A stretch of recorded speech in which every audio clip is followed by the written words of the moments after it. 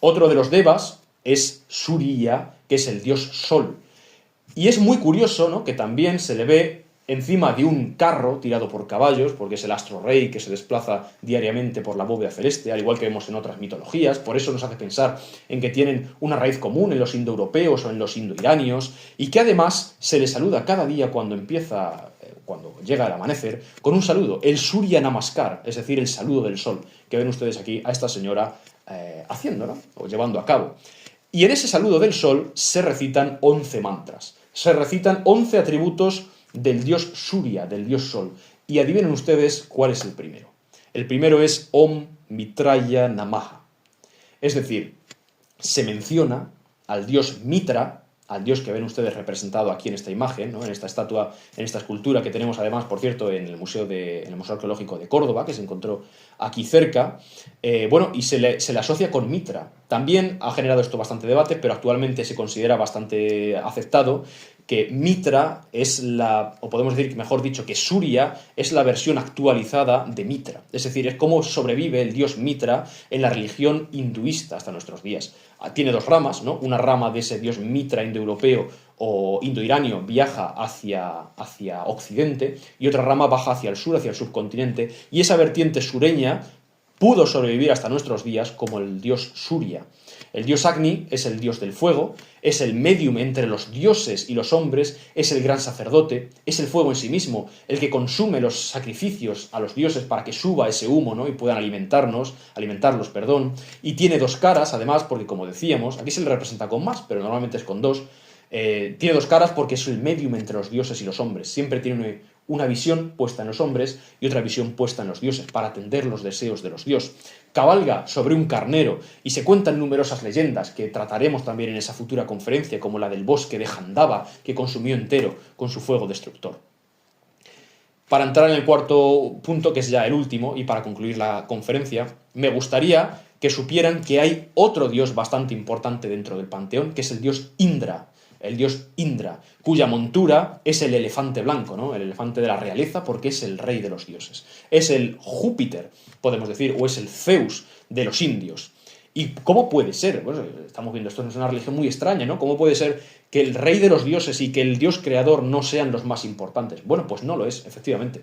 El rey de los dioses, el dios, como vemos, Indra, tiene un papel muy secundario, sumamente secundario. Es el dios del trueno también, es el dios del rayo, es el dios de la tormenta. No pertenece ni siquiera a la Trimurti, es decir, no pertenece a esa trinidad india, sino que era un dios muy importante en el periodo védico, en el primer periodo de la religiosidad hinduista. Ha atravesado 3 periodos, ¿no?, hasta ahora: el védico, el épico, el pauránico. En los primeros tiempos Indra era efectivamente ejercía las funciones de dios y de rey de los dioses. Sin embargo, poco a poco, esa religiosidad fue virando desde la figura del rey a la figura de la Trimurti. Es decir, al principio estaba mucho más enfocado en la persona de Indra, y poco a poco esa religiosidad fue enfocándose hacia lo trino, fue enfocándose hacia la trinidad de la Trimurti, de Brahma, de Shiva y de Vishnu. Algo que no he comentado es porque también Brahma se le adora poco. O sea, hemos visto todo ese castigo, ¿no? Hemos visto toda la lujuria, el ego, la mentira, en fin. Pero ¿por qué se le adora poco? Y realmente es una verdad de cajón, ¿no?, si me permiten la expresión. Y es que Brahma ya ha cumplido su función. Brahma es el dios creador. Creó y ya acabó de hacer lo que tiene. Es mejor y conviene más, dirán los hinduistas, que adoremos a Vishnu, que es el dios del equilibrio, el equilibrio en el que vivimos ahora, o que adoremos a Shiva, que es el dios de la destrucción para la renovación. Pero el dios creador, ¿por qué? Si ya ha acabado, podemos decir, su tarea, ¿no?, hasta el próximo universo que tenga que crear. Y efectivamente, pues entramos en la última diapositiva, en la que nos debemos preguntar si el hinduismo es monoteísta o politeísta. Y dirán ustedes, bueno, pues esto es de perogrullo, ¿no? ¿Cómo que monoteísta? Acabamos de ver un panorama casi infinito de dioses con relaciones familiares extrañísimas, ¿no?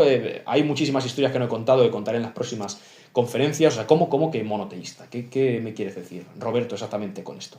Bueno, no podemos perder de vista las primeras diapositivas, que decían que todos los dioses, sus manifestaciones, sus avatares y todas sus formas proceden de Brahman, proceden del dios primero y absoluto.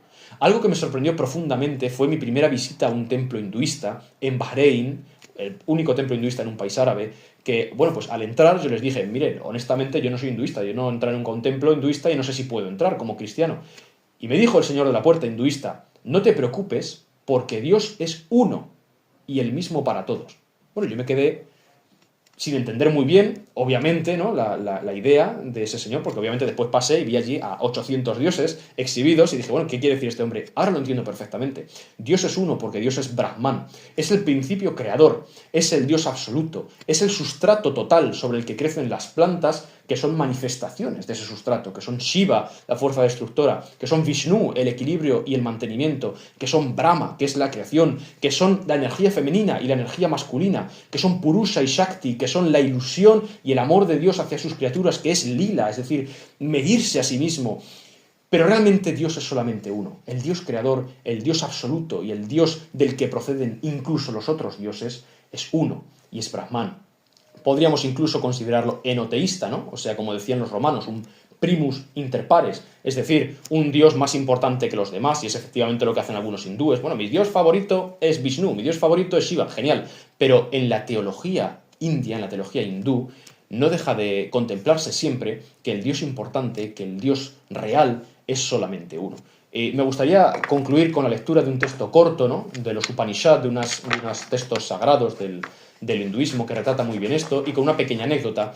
Y es que, bueno, cuando yo estaba en Calcuta, este último verano, me encontré con un señor que tenía tatuada una cruz en un brazo. Y dije, bueno, un cristiano, ¿no? Dije, ¿eres cristiano? Y me dijo, no, yo soy hinduista.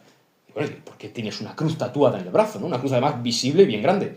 Y me dijo, bueno, yo soy hinduista, pero Jesús es mi Dios favorito. Es decir, aquí no hay ningún tipo de problema entre unos dioses y otros, y unas religiosidades y otras. Todos se aceptan, todos proceden de la misma fuente, que es Brahman, ¿de acuerdo? Es decir, hay miles de manifestaciones y una sola fuente. De manera que concluiré, como he dicho, esta conferencia, que ya me he demorado demasiado, les pido disculpas, leyendo este pequeño fragmento del texto, en el que un maestro instruye a uno de sus alumnos, podemos decir, no, o a uno de sus discípulos, en cuántos dioses hay.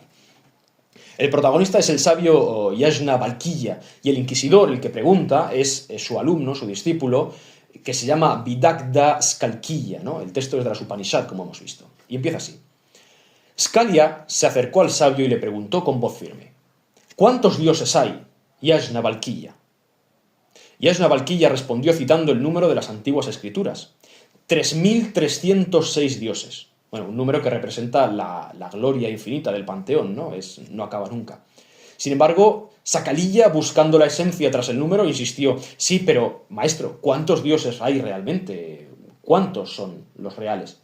33, le respondió el sabio, refiriéndose a los 8 vasus, los elementos, a las 11 rudras, fuerzas vitales, a las 12 adityas, meses solares, ¿no? Las fuerzas también, los símbolos del zodiaco, a Indra, es decir, el rey de los dioses, el poder, a Prajapati, la procreación, la unión de la fuerza masculina y femenina. Sin embargo, como vemos, el alumno sigue preguntando, pero Sakaliya no se detuvo. ¿Cuántos hay realmente, maestro? 6, dijo el sabio, y estos son Agni, el fuego, la tierra, el viento, la atmósfera, el sol y el cielo. Pero, maestro, de verdad, ¿cuántos hay en realidad? 3, respondió, los 3 mundos, el cielo, el aire, la tierra, y además todos los dioses están contenidos en ellos. Maestro, no me convence su respuesta. ¿Cuántos dioses hay realmente? ¿Cuántos dioses hay, Yajnavalkya? Solamente hay 2. Discípulo, dijo el sabio, la materia y la energía vital. 2 dioses. Realmente, y en esencia, ¿cuántos hay, maestro? Tan solo hay 1,5, respondió el sabio de forma enigmática, refiriéndose al viento del hálito vital y a su capacidad de prosperar, es decir, de procrear, y ese viento que atraviesa todo lo vivo. Finalmente, por último podemos decir desbordado por las respuestas de su maestro, le dijo el discípulo, sinceramente, maestro, ¿cuántos dioses hay? En verdad y en esencia, ¿cuántos dioses hay? Y el maestro concluyó diciendo, en realidad, discípulo, solamente hay un Dios, sentenció el sabio. Y es el prana, la energía vital, y se le llama Brahman, el eterno. Todos los dioses son manifestaciones, todos los dioses son proyecciones de él. Dios solamente hay uno. acabo así, porque realmente es muy revelador, ¿no? Ver que quizá nos puede parecer, en algunos contextos, quizá demasiado primitiva esta religiosidad, pero que en el fondo orbita alrededor de las mismas fuerzas, ¿no?, en las que creemos actualmente en el pleno siglo XXI, en un mundo tecnológico, como decíamos, en un mundo en el que sigue considerándose en la India que el Dios verdadero y que el Dios supremo es tan solo uno. Muchas gracias.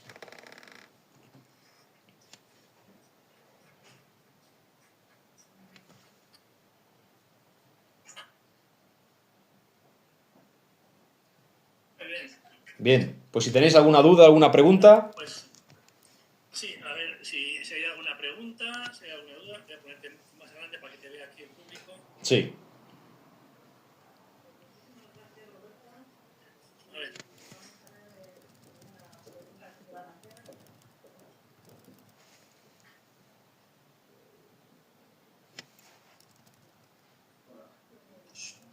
Hay un poco de silencio.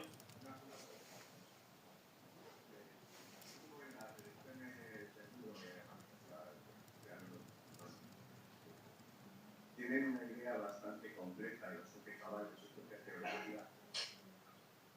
La teología hindú que has comentado me parece especialmente compleja. Los propios creyentes hindúes son conscientes de esa teología, o es algo propio solo de los más diversos, que son los que llegan a conocer el cosmos, y existe como una especie de segunda región del pueblo que no llega a entender el supremo lo que se supone que los sabios de su religión han establecido como conocimiento. Sí, efectivamente.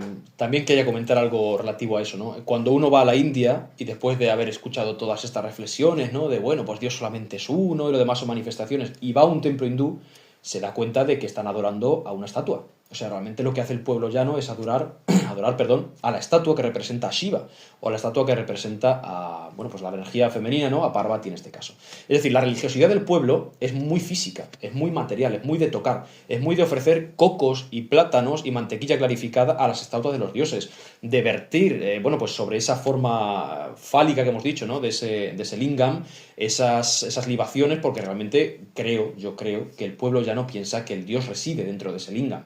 Y en cierta medida dentro del hinduismo reside, lo veremos en las otras conferencias, pero piensan que una parte minúscula del dios habita dentro de la estatua. Es decir, yo creo que todas estas reflexiones, podemos decir, profundas, ¿no?, como los Upanishads.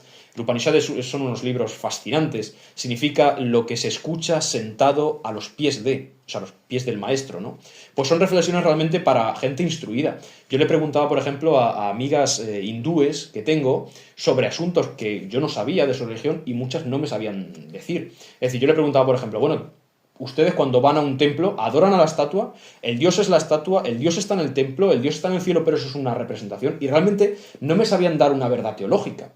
Es decir, yo creo que la religiosidad del pueblo siempre vira a lo que se puede tocar, ¿no? Lo vemos en nuestras religiones también, es decir, la realidad es que es un Dios supremo y muchas representaciones. También lo es en nuestra religión, ¿no?, en el cristianismo. Pero bueno, en la religiosidad popular, por ejemplo, acude a las imágenes. En Andalucía, ¿no?, yo os hablo desde Córdoba, la religiosidad acude mucho a las imágenes. Pero bueno, quien diga, por ejemplo, que la Virgen del Rocío es algo diferente a la Virgen, qué sé yo, de la Macarena, pues no ha entendido en absoluto lo que es la Virgen. Pues de igual manera, cuando un hinduista dice, por ejemplo, que Shiva es mejor que Vishnu y se pelean, incluso han tenido guerras internas por ver quién es el dios mejor, pues realmente no ha comprendido la teología hindú. Precisamente por eso, porque está reservada quizá, o solamente se comprende por los más sabios, los más instruidos, por lo menos.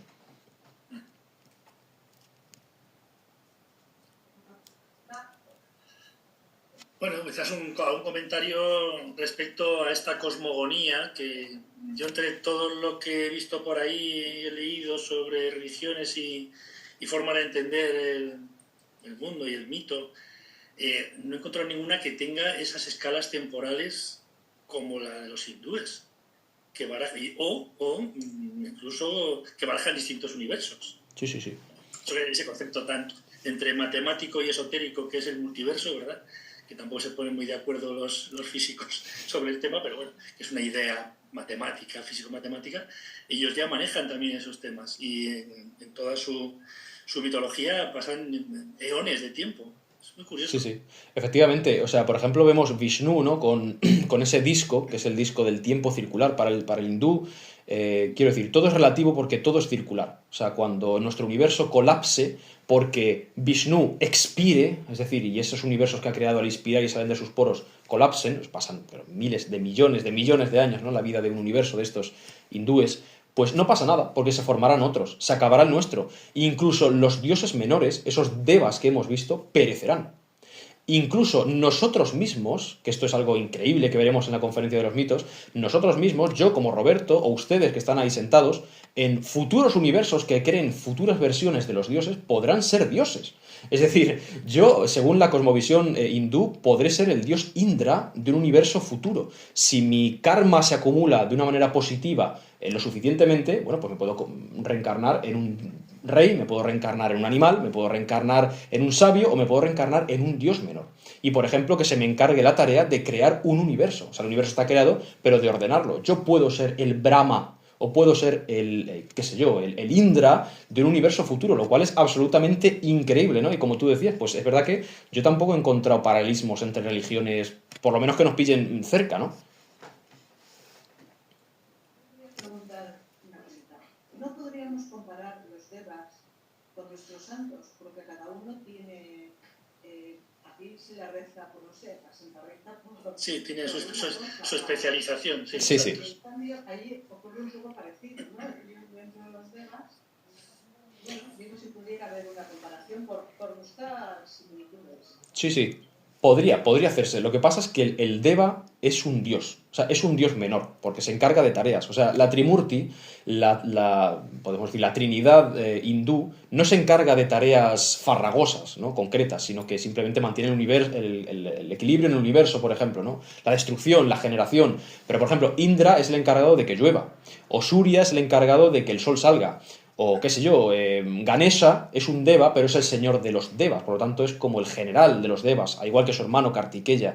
Es decir, esos devas no son personas admirables a las que veneramos, ¿no? O a las que queremos parecernos, sino que son dioses en sí mismos. Es decir, yo puedo llegar a ser un día Brahma, pero realmente tengo que acumular tantas vidas de karma positivo que realmente nadie aspira a ser Brahma. Es decir, sí puedo llegar a serlo, pero vete tú a saber cuándo. Entonces, realmente la comparación con los santos yo la pondría más en los sadhus, es decir, en los monjes, en los santones hindúes, ¿no? Que van abandonados de toda querencia y de apego material del mundo, con la barba larga, con el pelo que no es que se hagan rastas, es que les salen rastas naturales porque no se lo tratan, es decir, están completamente abandonados a las apariencias, entonces se le forma ese pelo apelmazado como lo tiene Shiva, ¿no? Y se retiran a las meditaciones y dejan de comer durante días y de beber, es decir, creo que es más cercana a la figura del santo, sobre todo de los primeros estadios del cristianismo, ¿no? De los padres de la iglesia, del desierto y tal, es más cercana a esos sadhus y a esos monjes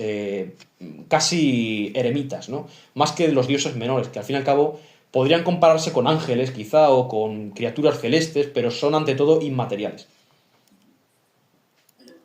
¿Alguna otra pregunta? Bueno, pues comentarles que el lunes, día 23, a las 7 de la tarde, seguimos con India, pero pasamos a historia.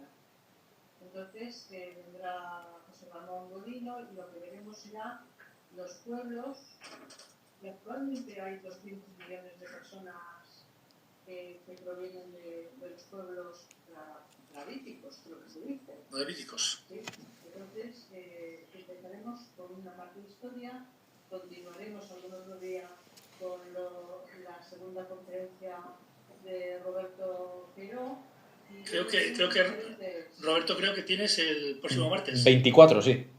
El 24 volvemos a mitología antigua, pero el lunes es historia. Aquí mismo. Sí, sí. Muchas gracias. Muchas gracias, Roberto.